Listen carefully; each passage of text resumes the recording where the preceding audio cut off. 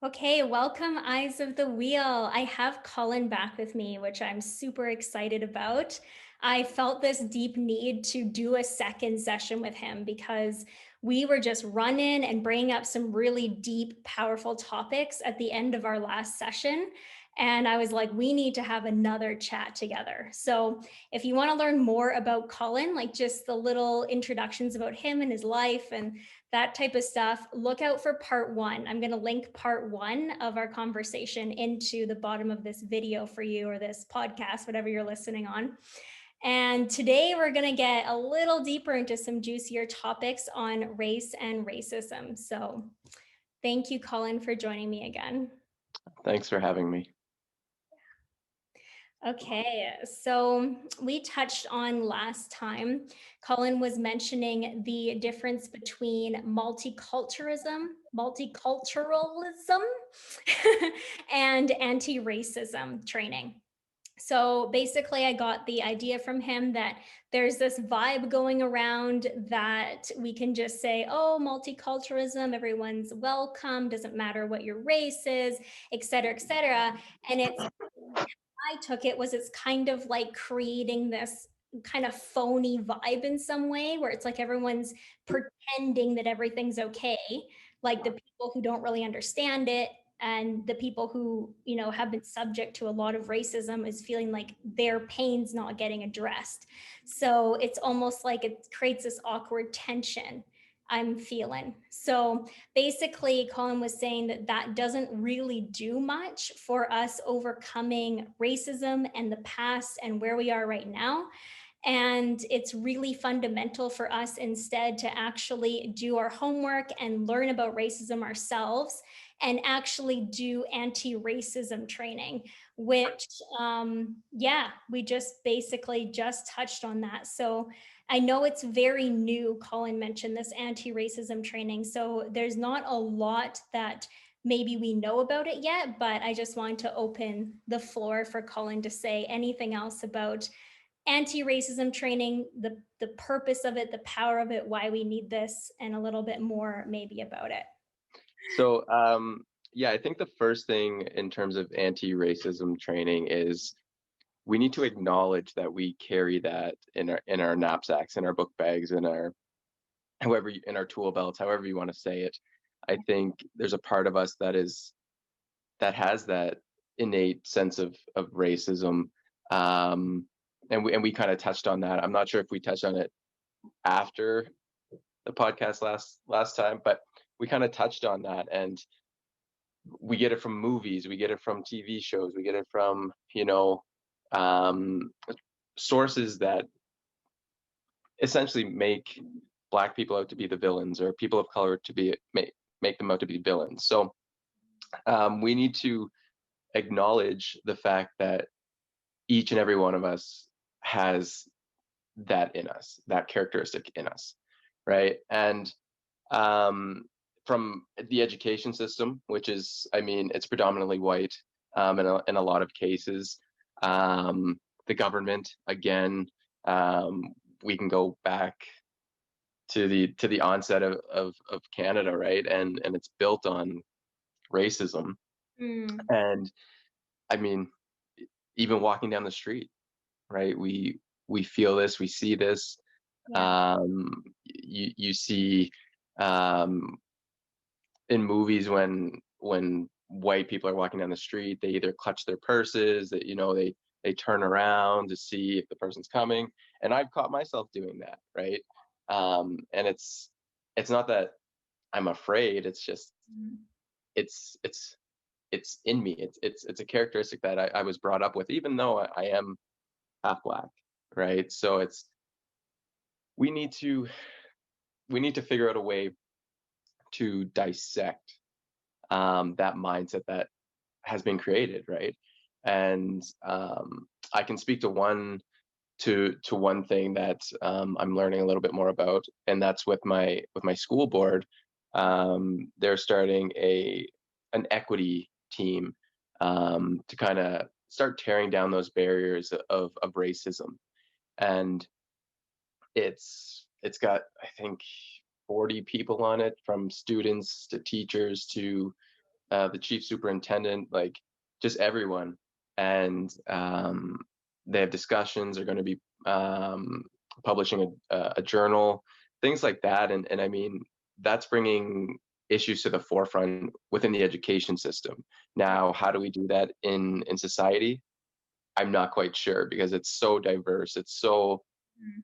I mean, you see the states right now with all the Trump supporters and, Black Lives Matter movement, and you see so many different um, groups that how do you satisfy everyone and meet in the middle? Mhm. That's something that um, I don't know. We've been doing it for hundreds of years, and it's still not in Mhm. a good place. So Mhm. uh, Mhm. Mhm. Yeah. we'll see. So yeah. Yeah, it's really good to hear that there is, that team being put together like you talked about, and 40 people is a lot. Like if you're in a school and you want to start something and you want to get something moving, and to have 40 people there is pretty good. Like I feel like that's just going to grow. And yeah, and how powerful it is, we touched on before, to have it within the education system, because then we're allowing the next generation to see things differently. Hmm. I hear you with like society today and all the mix up with, like certain races not getting job opportunities as much, or not getting promoted as much, or like, being arrested unfairly. All these things, right? Like it's a huge thing to change, and it all is so high up within the system that things really need to change on that level, that it's almost like everybody who's playing out in our society needs to go through anti-racism training. It's like Yeah. almost like every single person needs to do that, like now, if we actually want to see some change in society, probably for going forward, instead of waiting on the next generation that we're already kind of seeding things in, which is great. But yeah, it's definitely a big topic with that. And yeah, it's good to hear that it's getting started. And yeah, it's great for us to acknowledge, like you said, that it does live within us, and to not be, I guess, ignorant to the fact that it is in you, and just kind of walk around being like, I'm not racist, I'm fine, I support everybody. And maybe on one level you do, but on another level, like, you have that ingrained within you, like you said. um, Hmm. and it's those subtleties, those little things that we do, or those little things that we say, or anything that all leads up, I guess, to this big situation that we're in today. And I know that we mentioned off camera, even just like the even I don't know, the trouble sometimes of like overly trusting white people, Hmm. like like, oh Yeah. yeah, they're safe because they're white. It's like, you don't know what they're capable of. Yeah. And getting away with a lot. I mean, they are getting away with a lot, but like even more, because we're just like, oh yeah, we're fine, and we don't have that, you know that that that layer up that we should have with like every race, I guess, in an equal way, maybe. Yeah. um so yeah, I don't know. Yeah. And I mean, it all comes down to the uh, systemic racism, right? And that's probably one of the hottest topics in society right now is Hmm. how do we break down those barriers of systemic racism when, I mean, the United States, Canada, like all these countries are built on Right. systemic racism, right? I Right. mean, we look at the States and think, oh, like the slave days and things like that. But well, Canada had slavery as well, Yeah. right? And so we have Canada has projected itself to be this holier than thou country, and that that we're so polite, that we're so nice. But I mean, we're not far from other countries that abuse their citizens, and especially people of color, and remove their strip them of their rights, and Yeah. so there's a lot to Canada's history that people don't really want to acknowledge, right? So Mm-hmm. it all starts with breaking down the barriers of systemic racism, and until that happens, I don't think, at least once people admit to the fact that there is systemic racism, Mm-hmm. black people get arrested more than white people, indigenous people get arrested more than white, like it's going to continue. Yeah. We need to come to that realization that this does exist. This is a huge factor Right. in the incarceration of people. Yeah. So Yes, absolutely. Yeah. So that leads us nicely into the modern slavery and what you've been so interested in that we lightly touched on, which is, yeah, a very fascinating topic. And yeah, how did this start? How did this start with the RCMP, with how things have been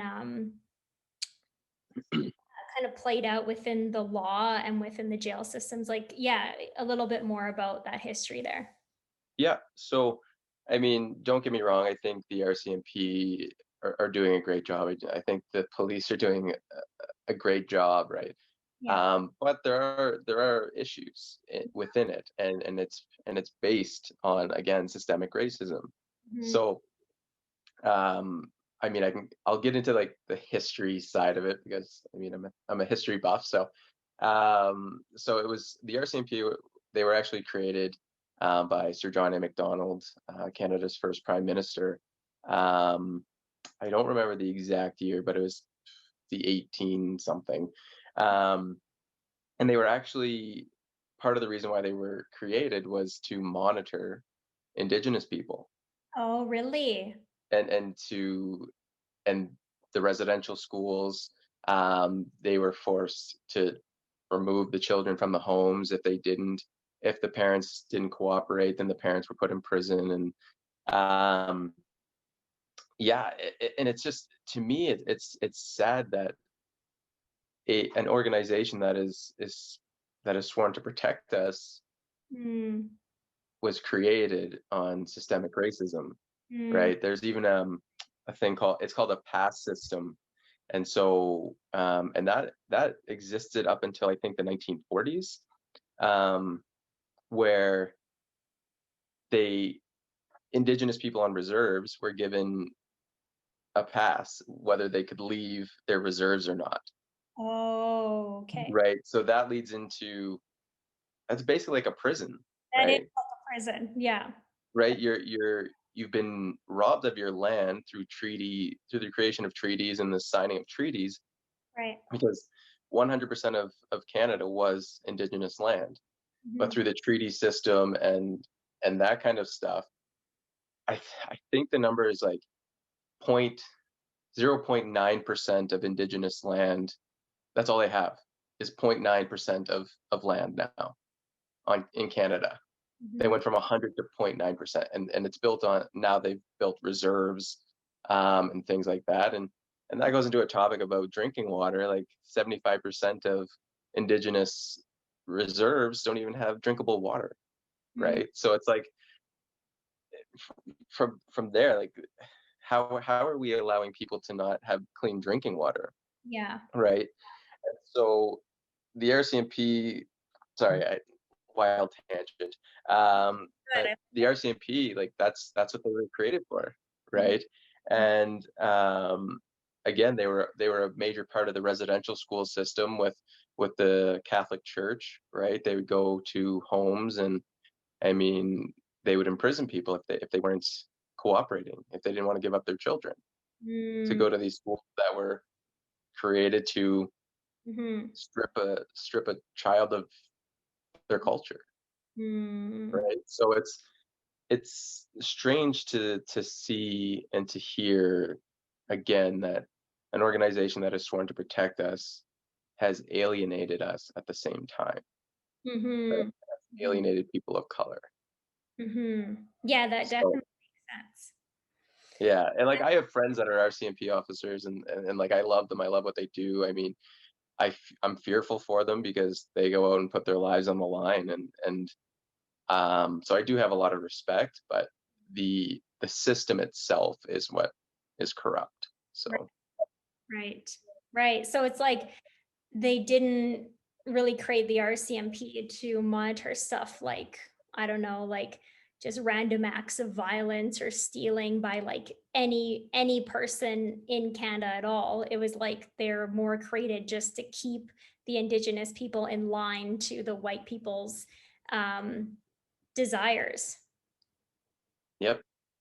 Yep. So they wanted to keep it because they wanted to keep westward expansion going. And the only way to do that was to kind of show their power and Yeah. against the indigenous people, right? So they were Mm, just looking for resources and whatnot. So okay. yeah. Yeah, that makes sense. It makes sense why it would like create this filter within them when they're now looking at, yeah, their job and their work. And although they do amazing things for us, it's like it does exist. That's the base it's been created on fear, control, um, all that sort of stuff. So Yeah. yeah, and then I guess that just plays into the other races, like of Black people or Chinese people or Hispanic people.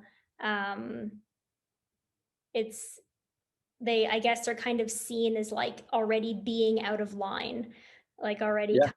and then it's just easier to see them as like making the mistakes or doing the things that we don't want them to do within our society or whatever, like crimes and stuff like that. It's easier to Yeah. see that they would probably do that because you kind of have it within you, within your vision, I guess, already. Yeah. Like people of color are seen, in my opinion, are seen as more of a commodity, right? During Mm. the slave trade, like Right. they needed cheap labor. They were a commodity. They didn't have any rights. So they were brought here. And Mhm. now that they're here trying to make a life, Yeah. they're bombarded with racism, Mhm. right? And inequities and inequalities. And Mhm. it's no wonder there's a pushback, Yeah. right? There's a pushback, and that makes them look even worse to the public, Mhm. Mhm. right? We want rights. We are humans. Okay, Mhm. now you guys are just starting riots and protests for whatever reason. Like no one's racist. Well, no, yeah, like people are racist. Yeah. People don't just start riots and things like that for no reason, Yeah. Yeah. right? So Yeah. Absolutely. so Uh, it's an interesting journey, and I mean, I had a good conversation with my students actually last week or a mhm. couple weeks ago about the difference. What was the difference between the Black Lives Matter movement and the Trump supporters storming the Capitol, Okay.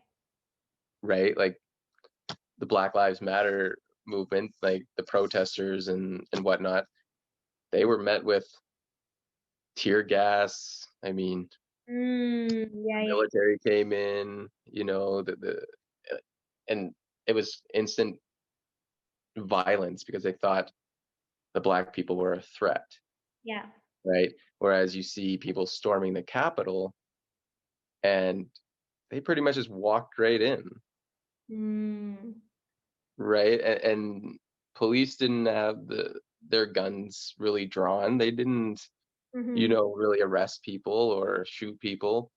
There Mhm. were people that were killed, but one of them was a police officer by these rioters, right? And so that just goes to show you how society looks. What happened with the Capitol? It's not a big deal. What happens with Black Lives Matter? It's a huge deal, and we need to stop it, Mm. Mhm. right? So it's just to me it's unfortunate the society that we live in Yeah. at times, and all due to the inequalities and inequities. Yeah.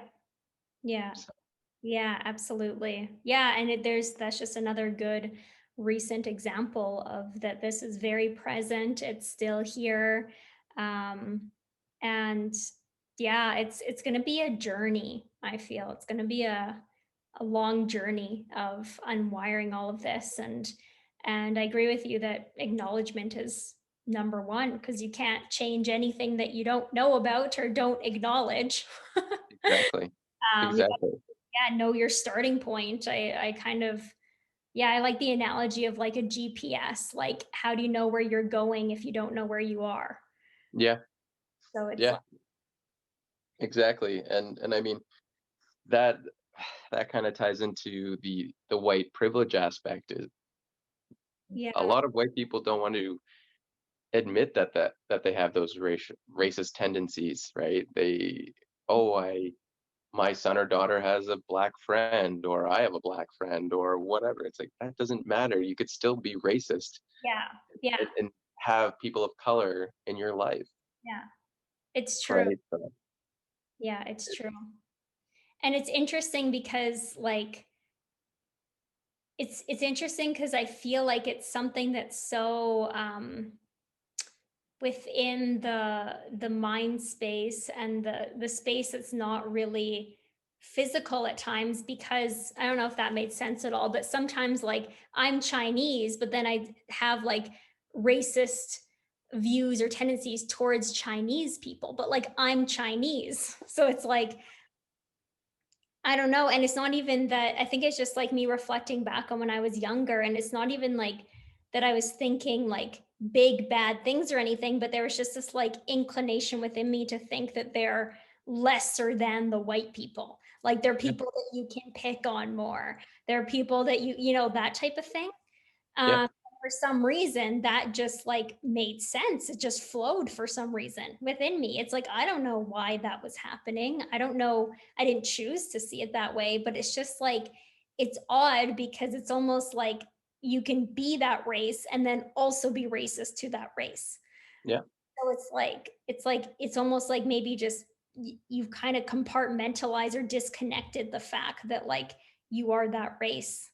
Um, and maybe it's about like people that yeah that even are those races that are feeling racism, like I don't know, just like really acknowledging like their history and their past. And I know I have a long way to go with that because like being raised in a more white type of household hold as well, even though my mom is fully Chinese, we had the white ways of doing things and there wasn't much Chinese influence. It's like it's hard to even think of myself as half Chinese besides like seeing it in the mirror.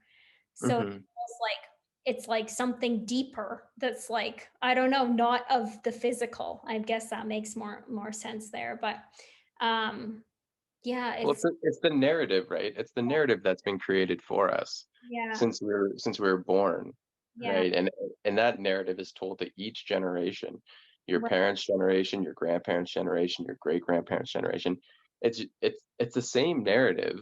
yeah, Um, they just now the government and whatnot dolls it up with some policies and some laws to not make it, you know, as hurtful, I guess. hmm, Right? So, but it's the same narrative, right? It's what's happening now with the police brutality and black people getting killed and shot and whatnot. It's no different from the lynching that happened in the 16, 17, 1800s, right? They're still being killed for whatever reason, right? hmm, Now it's before it was if you talked back to a white person, you could be lynched.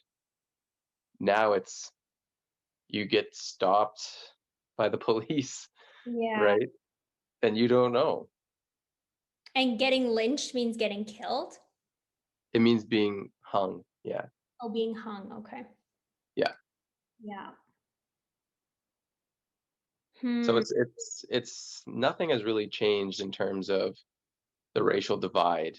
It's again, it's now the government is dolling some of the stuff up with regulations and laws Yeah. to to seem sympathetic and empathetic towards the issues. Hmm.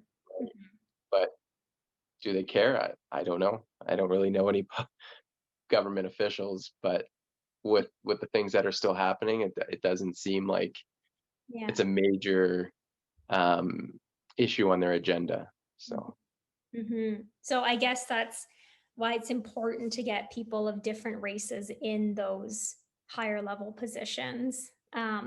And hopefully people of different races that aren't just also racist. Like I guess it's maybe I don't know, like there's another layer there where I feel like sometimes you can get like maybe really excited that there's a someone that's multicultural, different culture in a higher position, but like are they actually standing for what we need them to stand for in that place? Like they could just look that way, but internally could also be very racist.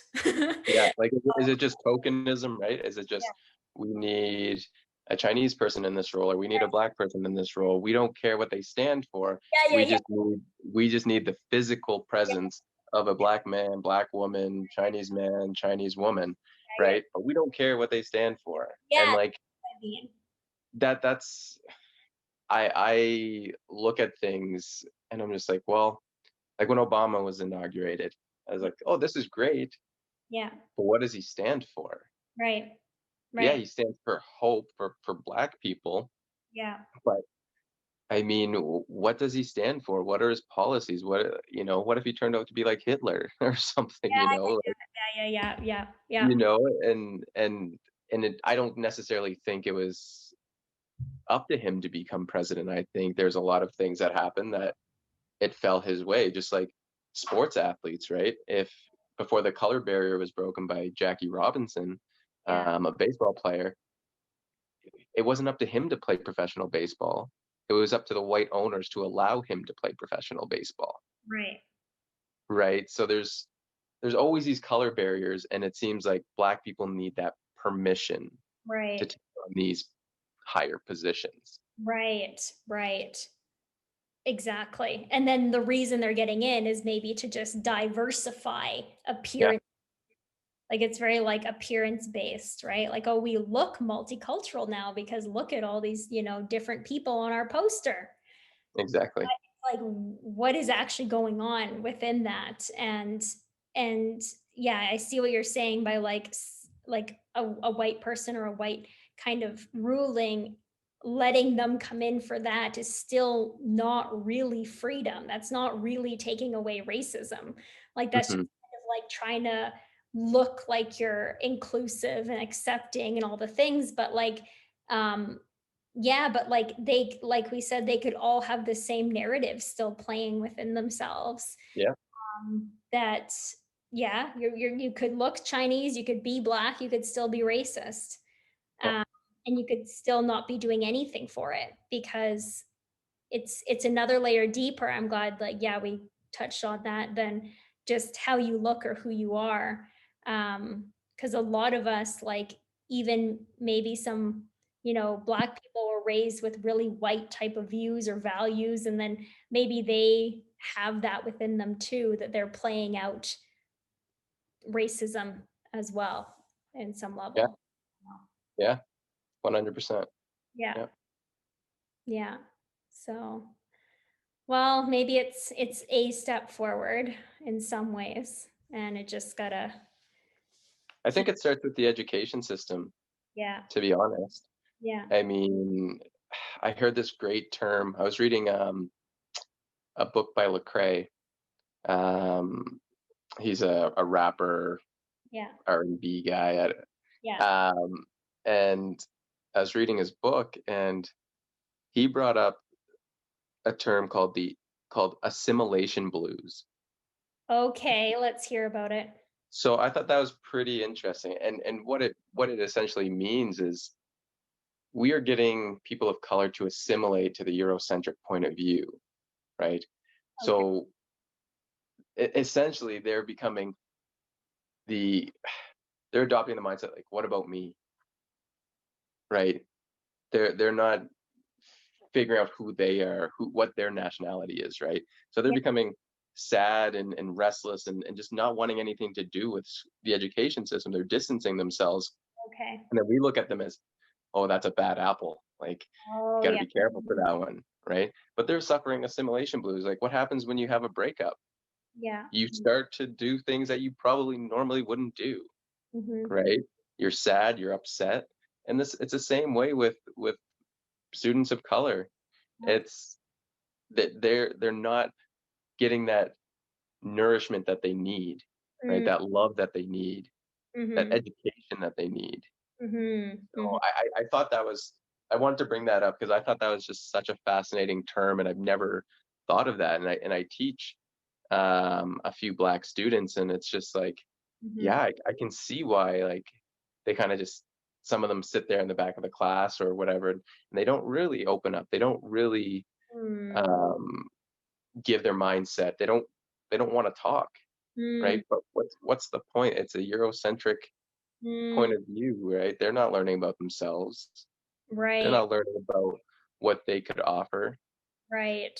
They're not learning about how their ancestry was treated, Yeah, yeah, yeah. Yeah. right? Yeah, I hear what you're saying. Yeah, it's like super filtered and they can feel that dissonance within it. Yeah, Like, well, this doesn't relate to me. I can't relate to this. Like, they don't feel like they're being heard or seen or acknowledged within the system. So it definitely makes sense that they're kind of on the outside of it and they yeah, don't want to be a part of it. Like, we're not letting them feel welcome. yeah, Yeah. yeah. And that's why I try to have as many conversations with my students about whatever they want, because I think that's important. It starts with that next generation, right? Mhm. When our parents were our age, we Yeah. were that next generation. Now Yeah. we're getting to the point where we're getting to our parents' age, and it's like, okay, these kids are the next generation, right? So it's a cycle, Yeah. and we need to start breaking Mhm. that narrative, Mhm. that cycle of those negative narratives, right? And it starts with, as a teacher, I think it starts in the classroom with the education system, and breaking down those barriers and just being real with the kids, and diving into that history, diving into their history, no matter how painful it is, Yeah. because all history is painful. Yeah, I just thought that was an incredible term, and I think about it every single day when I look at my students, whether they're refugees, whether they're Asian, whether they're Black, and I'm just like, we're not telling their stories. No. No. No. Right? Yeah, they're not at all. Cause like my mom has only told me little bits, but she was like, yeah, like the Chinese came over and they built the railroad here in Canada and they were paid pretty much nothing, right? To Yeah, like build this railroad, they had to do it like crazy hours, all that type of stuff. They didn't seem like they had good living conditions at all. And they were just kind of like, well, if you want to be in this country, you have to build this railroad for like no money at all. yeah, And that's what my mom told me about, and I did. And the first time I heard that was from my mom, like mhm, after years after exiting like grade school. It's yeah, like, why wasn't like I don't know if that was talked about. I just didn't really pay attention, but I don't really remember hearing much about that at all. And it is tough because it's kind of like I don't know, like maybe there's this like worldly view of seeing uh the white people or even just like North America and the westernized world is like superior because my mom was like, well, I mean, they weren't getting paid anything, but it was better than it was in China. And I was yeah, like, okay, well, I don't know because I don't even know the history of China really at all. Like, I don't really know my background at all that well. I need to look into it. So, like, she's like, well, it's better than being there, even just being here, working, that poorly and all that stuff. And it's almost like, yeah, they came over, and then the white people here, or maybe it is kind of like, well, like we know that we're superior, we're better off, we're going to take advantage of that. Like we're instead of and taking advantage of these people in some way that like they seeing them as lesser than because they're immigrants or because they came there from a different country and they weren't the first people there. It's like a lot of pride wrapped up, and then maybe like just from my mom's mindset it sounded like they almost allowed that to happen because if she's thinking that, maybe they're thinking that too, like, well, it's better than China, like, well, whatever, and just kind of let it happen, which yeah, creates a lot of toxicity instead of welcoming other people like, oh, we're so happy that you're here in our country and that it's better than there, we're going to make sure that life is good for you here too, instead of like try and reap as many benefits as you can from these yeah, people. So yeah. yeah. This is the stuff that people don't like to talk about, though, right? Yeah. That's where they put on their rose-colored glasses, and Yeah. everything is perfect, and it's not. Society is a broken system, Yeah. and we just bury all the negatives, and try to seem as Hmm. great as possible, right? And it doesn't always work out like that, because if you dig deep enough, you're gonna find out some horror stories, right? Yeah. So yeah. Yeah. That's fair. And I mean, in terms of indigenous people with digging up things, and digging up information and whatnot, I mean, indigenous people have gotten it so bad, right, over the years. And the Truth and Reconciliation Commission, so that's a basically a, a document where the government acknowledges what they've done to indigenous people. And yeah, so I wrote something down here that I thought was like, I've studied the TRC a little bit, but I didn't dive into it too much, because it is pretty heavy stuff. So, but it said the central goals of Canada's Aboriginal policy were to eliminate Aboriginal governments, ignore Aboriginal rights, terminate the treaties, and through a process of assimilation, cause Aboriginal peoples to cease to exist as distinct legal, social, cultural, religious, and racial entities in Canada. Right. So that's what the government was doing. Cease to exist. Yeah. So they wanted them to take on a white way of life. Yeah. Right. So they wanted to kill their culture. And to me, it's just like, how do you how do you not how does your heart not break for that? Right? How do you not want to stand up and be like, what are we doing? Yeah. Absolutely. Right? And it's easier to bury it than to take it on, like, head on. It's easier to bury things, and Hmm. it's sad. It's a sad reality that we live in, and that indigenous people are still going through. Yeah. So Yeah. Absolutely. Yeah. That's very harsh, controlling language. it is. Yeah, and when you have language like that and you've compartmentalized people like that, you can do anything to them because you don't see them as human. You're just like, "Oh yeah, you're just something I'm eliminating because you're a problem to my way of Yeah. life."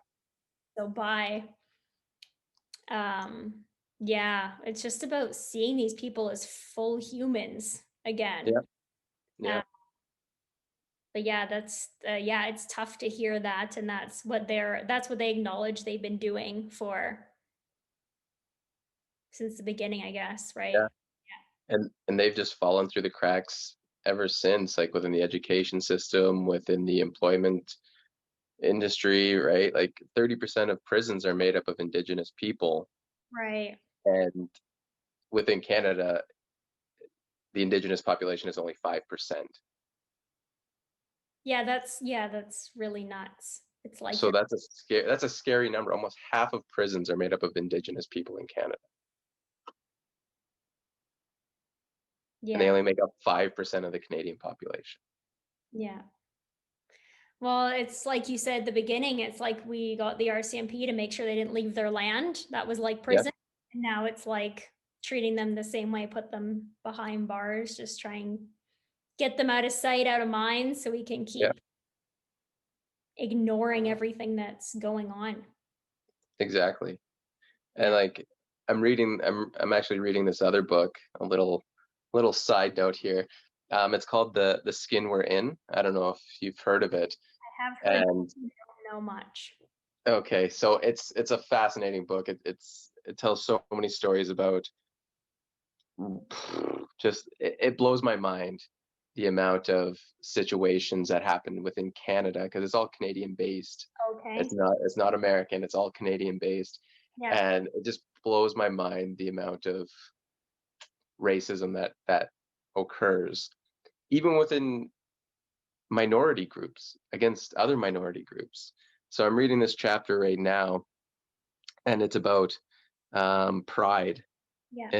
in Toronto, Okay. and organizers of the Pride movement um, actually didn't want, like, they were angry that black people, black trans, black pride essentially, but trans, gay, lesbian, all that stuff. They were angry that they wanted their own spotlight.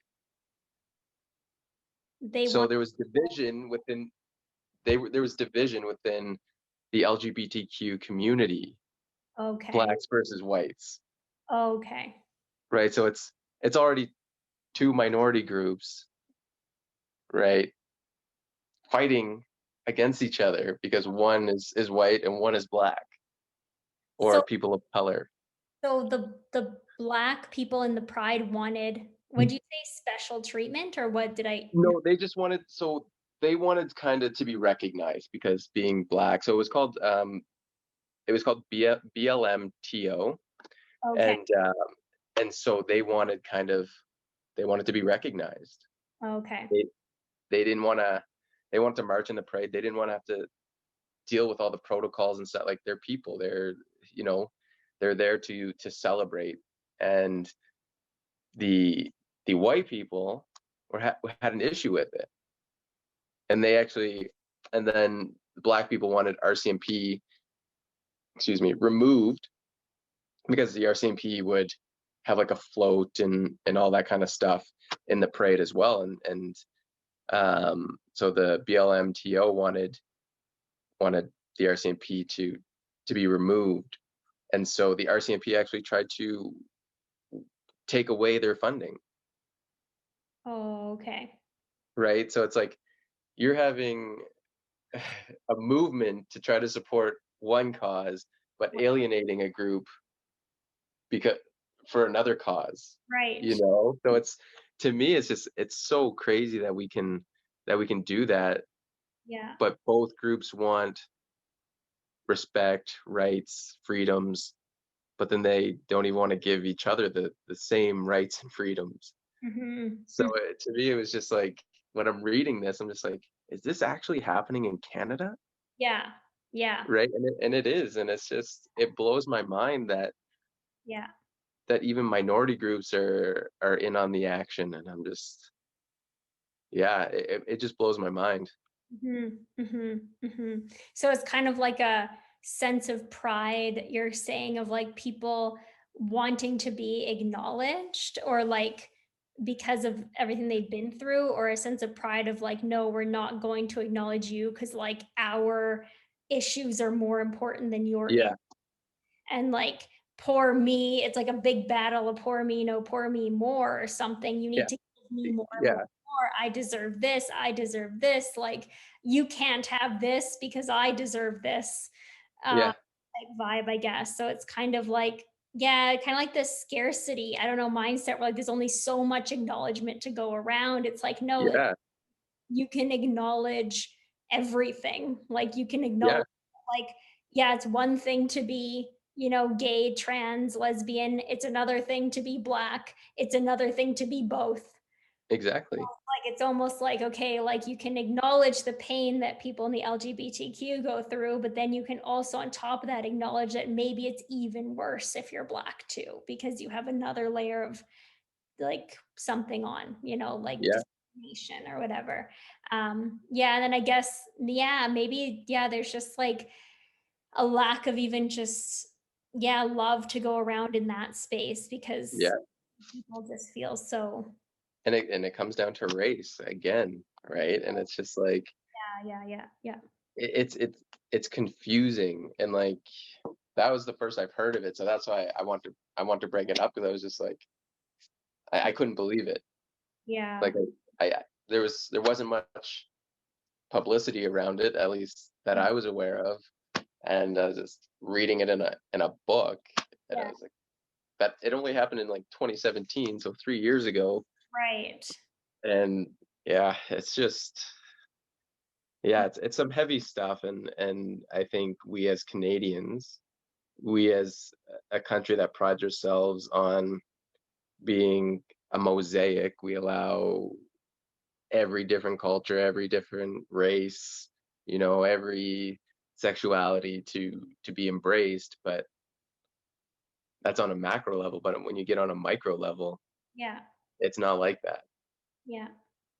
right? So Yeah. yeah, I thought that was interesting, to say the least.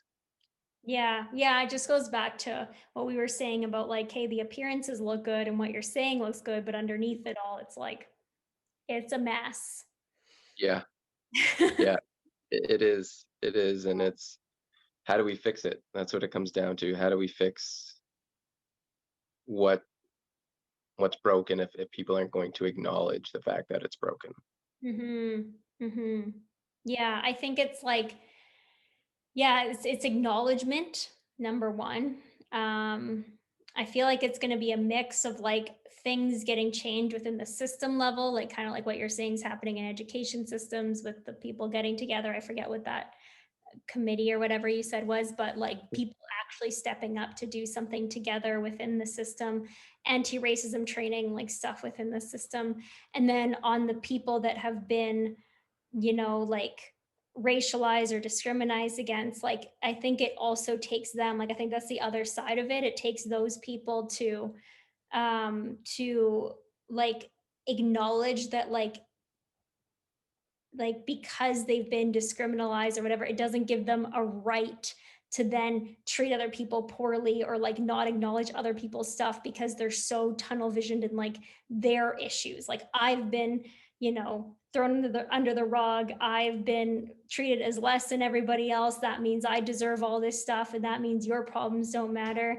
And like, you need to pay attention to me, and maybe that's the pride side coming into it, which I don't know. I think it's going to take maybe those people acknowledging that, like, yes, their pain matters, like, yes, you matter and what you've been through matters, but other people's stuff matters too. And um to find the love within themselves to also be able to share it and not just like be so like, give me what I deserve, like I've been, put under so much, which yes, you deserve that, but also other people have things going on too that yes, they need to, also have acknowledgement and care and love. And it's not all about you. So it's Yeah, like a lot of different levels, right? Because that could also create a lot of tunnel vision, which creates yeah, separation, which what you just talked about, like the marginalization within the marginalization. yeah. I think if we just remind ourselves that a relationship, whether that's between races, whether that's between couples, whatever the case is, it's Yeah, not always 100-100, right? It's sometimes you need it to be 80-20 or 90-10, yeah, right? It's what you can put forward. And I think that's something that people need. And right now it's people of color that need 80% of that love, yeah. right? In order to grow and feel like they belong. Hmm. Um, will it always be like that? No, it's not always going to be 80-20, Hmm. but it could be 50-50, it could be 60-40, whatever the case is. But right now, within this society, people of color, Black people, refugees, Asian people, they all need that Hmm. extra bit of love Hmm. in a country that promotes the idea of being a mosaic, Yeah, right? And that's something that people don't want to give up, and that's the sad reality is people don't want to give up that any kind of percentage, yeah, right?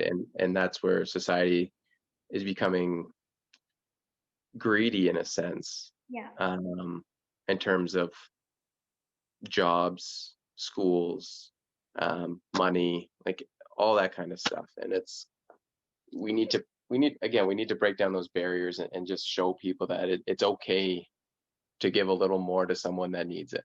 And once we come to us, once we enter into a society that is not frowned upon, I hmm, think we're going to be in better shape, and we're going to be not just putting a band-aid over something. We're going to be healing those wounds, hmm, right? hmm. And how long is that going to take? I mean, you got me. This has been going on for hundreds. and hundreds, if not thousands of years. So it's, I don't know. I don't know who has the power to change it. So Yeah. Yeah, it's going to be a long process. Absolutely. yeah. But it's been accelerated just by us talking about it, just by people, acknowledging it more now. Um, Hmm. and it's that understanding, that compassion, and that love, so Yeah. they can feel like they matter, like you matter, you're worthy, no Yeah. matter, and be able to treat. I guess that's where it comes down to, like, all of us reflecting on ourselves and, like, just watching ourselves through our daily lives and seeing, like, how differently you talk to different people, like, Yeah. based on whatever about them, right? And then, like, kind of reflecting on that and thinking, like, well, did I really show up for every person in a way that they feel like they matter and, like, Yeah. heard, and they're a full human? Um, and for us to actually be able to do that on an individual level, like, it takes the healing of the narratives, Yeah. because can't, like, there's no capacity for us to actually do that as long as we're wearing that veil, right, of, Yeah. like, fear, or, like, thinking like they're lesser than, or any of that stuff. And like we talked about, it lives in all of us, like, all of us have it. And even if you are that race, you might still have it towards that race, like me. Yeah. And so it's like, it's not that you're, off the hook because you're a multicultural person like us. Like, we're both mixed race. I don't know if that's the right word, but, like being mixed race, or being, a race that has been, you know um dis, dis, I don't know what's, Discriminated yeah, against, yeah, that doesn't, like, marginalized, yeah, yeah, and yeah. It doesn't let you off the hook just because, you are that race. Like, it's yeah. still probably within you in some way. And yeah, definitely agree that we need to start healing that on an individual level. And you've made it very clear to me now on a deeper level, because if you try and show up like everyone matters with those things within you to every single person, like, when those things are being suppressed, like, it's going to come across as phony. And, like, Yeah. their nervous system's going to pick up on that. They're going to know it's like it's not doing anything. Yeah. So Yeah. it, yeah, it it's yeah, about, it's being, as you said, it's about being mindful of what each individual needs. yeah. And myself as a teacher, I Hmm. don't go into the classroom and be like, I'm going to affect every single one of these kids, because some kids don't need me to do that, Hmm. right? Some kids need that extra love, that extra support, that extra compassion, that extra, I'm gonna reach out to your mom or dad or your guardian, and we're gonna get to the bottom of this. We're gonna figure this out, Yeah, um, so we can get you in a better place. yeah, yeah. And I don't say, like, you need to do this, you need to do that. I always say we, because I always feel like it Mm-hmm. is my responsibility, being with these students for 8 hours a day, that it's our responsibility to make this situation better. Hmm. Right. So I think if we carried that into society, and took ownership of things and worked together, Hmm. instead of being like, well, I'm not racist, so this doesn't apply to me, Yeah, yeah, or yeah. whatever the case is. It's like, it doesn't matter if you're racist or not. It always applies to you. Right, right. Like, you're not outside of it as much as you think No. you're outside of it. You're not outside of it. Yeah. Yeah, yeah, I love that, and I love that wording. It makes such a big difference. Like, when you see people, yeah, eye to eye, we're in this together. This is a collective everything, right? Yeah. Yeah. Yeah. And I hope with time people will see it that way, Mhm. and just show empathy, Yeah. right? We're not all born with great families, Mhm. stable families, right? I know in my case, I was definitely not born into a stable family. Yeah. Um, and it's with the love that I received from other people. Yes, I experienced racism and things like that when I didn't really understand it, Yeah. but I made it to this point because of the love that and support and comfort that I received from other people, Mhm. right? That like my white friends, like and their parents. Whenever I go home, I stay with one of my best friends. I stay with his parents. Mhm. I don't even stay with my family. I stay with his parents. Okay. Like, oh, do you guys want to visit her? And they're like, oh yeah, of course. Yeah. And then I go and stay there. We hang out, Yeah. and it's like they're my parents, right? Yeah. And so when you have that love and support, even within races, black, white, Asian, doesn't matter. When you show that same support and love towards each other, Mhm. that's when we're getting to a place of balance. Yeah. So Absolutely. Absolutely. Yeah. I hear you. If you have something to give, give it. yeah, Yeah. 100%. Yeah. Yeah. Oh, beautiful. Well, I feel like we took this really deep down. Like, well, this is the root. Yeah. Love, love, love, love. That's it. Uh, Yeah. thank you so much for joining me again. And yeah, just very, very, very insightful and inspiring talking to you and listening to you. And yeah, thank you. Yeah. Thanks for having me. I think this is awesome that you're taking on the difficult conversations. And I think your viewers, especially if they see that you're willing to Mhm. open yourself up to this, I think they'll be willing to open up their hearts and their minds to wanting to learn more. So Yeah, absolutely. That's my intention. It's for myself and others. And yeah. yeah. All right. Well, thank you so much, Eyes of the Wheel, for watching and listening. And have a wonderful rest of your day. And we'll see you again.